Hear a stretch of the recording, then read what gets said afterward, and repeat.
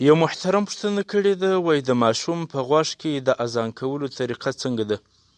نو محترمه، اول به دغه مؤذن دغه ماشوم پر دواړو لاسو راپورته کړي او مخ پر قبله به ودرېږي.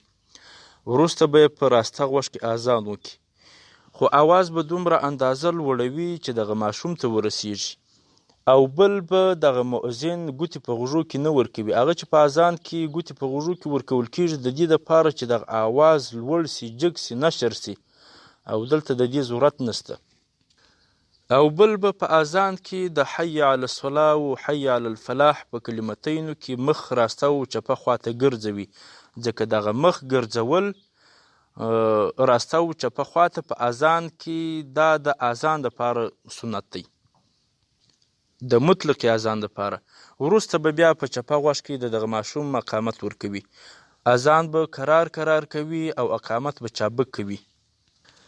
او دلته یعنی د ماشوم په غوږ کې د اذان کولو په وخت کې د سهار د لمانځه د اذان په رقم به الصلاة خیر من النوم نه وایي، ځکه هغه خاص دی د سهار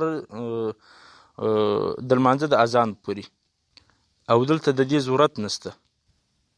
دور المختار معرض المحتار اول ټوکه او صفحه 380. همداراز فقه اسلامي 4 ټوکه او صفحه 288. همداراز مسائل الاذان 12 صفحه.